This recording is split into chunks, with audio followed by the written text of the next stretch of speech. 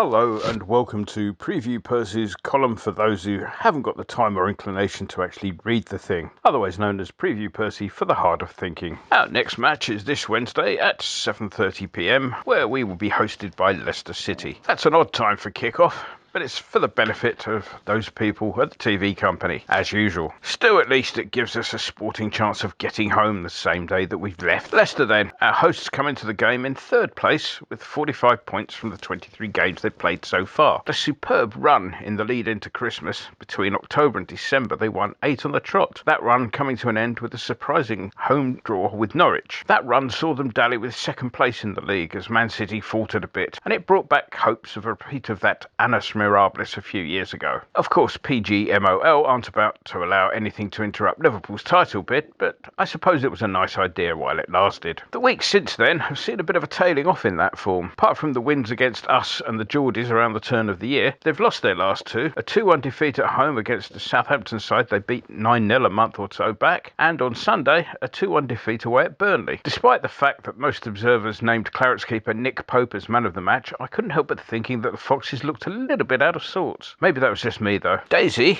my personal assistant with a beautiful smile, informs me that, like most clubs, there's been little occurring in the transfer market since the window opened. Most of the gossip seems to be linking players with moves elsewhere. Manchester United have been their usual unsubtle selves in pretending not to unsettle James Maddison. Of course, they've taken the usual planted question from a friendly journo tactic and tweaked it slightly. Instead of mentioning Maddison to Solskjaer for him to say, he's a fine player but of course he's contracted to Leicester City, translation, your agent has my number if you're interested, they've taken to having said journo place similar questions with completely unconnected individuals, which is why Ryan Giggs has been all over the place pointing out just what a good player Maddison would be for Manchester United. Translation, message to Pogba's agent, he can go if we can get Maddison. Of course, Maddison needs very little to unsettle him. Coming on as a sub at our place, he spent most of his half hour on the pitch throwing himself to the floor. And watching him up at Burnley at the weekend, it seems that this looks like a regular thing for him. The top scorer, Jamie Vardy, missed the reciprocal fixture last month. There had been speculation that he might be rested, but in the end it turned out he was missing due to the fact that Mrs. Vardy had just produced a new member of the Vardy clan, which means that either Vardy can't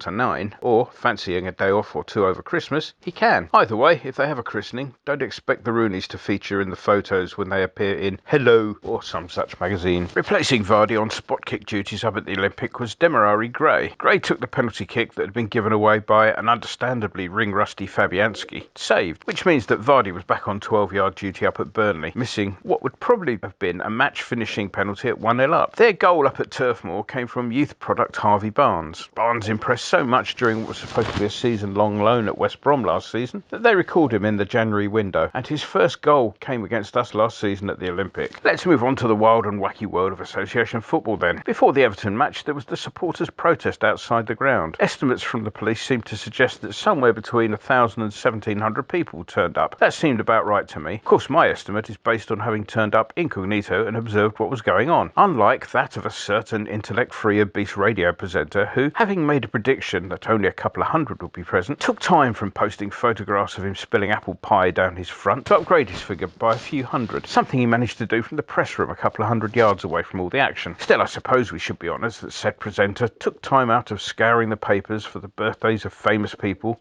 just so he could wish them a happy birthday and refer to them as his friend. And he must have been a little bit tired coming up with all those really difficult questions that he had for David Gold, such as, how wonderful are you? Why is the London Stadium so great? And what's on the lunch menu on Saturday? Elsewhere, Sky Sports decided that the fact that Mike Dean, the referee, spent a career willfully and deliberately ignoring the laws of the game, has somehow managed to make it to 500 matches without some sort of investigation into his actions, was somehow worthy of celebration, as opposed to investigating how and why we got to the position where he became fireproof. They could do worse than tracking down the assessor who, having observed a typical Dean performance, gave him a less than complimentary mark, only to get a phone call later on from PGMOL inviting him to rewrite his report if he wanted to keep on assessing. The match against Everton itself was all a bit meh, as I believe the kids say. We were by far and away the better side in the first half, but we failed to turn that into goals. Diop's header was apparently our first headed goal this season. I've not actually verified that stat, but I'll be damned if I can remember another one so far, so it could well be true.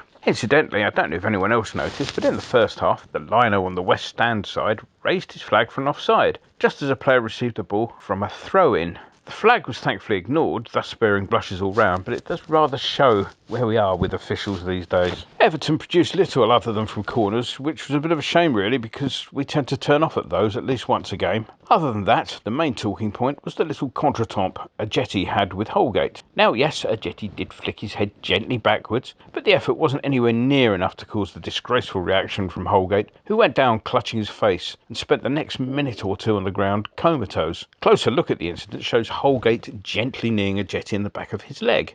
No big deal, but imagine the furore had Ajeti reacted in similar fashion to Holgate. VAR, having decided that Ajeti's conduct fell short of the level to be described as violent, then somehow forgot to consider the punishment for feigning injury to deceive a match official. I suppose you can't have everything, or, as we're finding out with VAR, you can't have anything.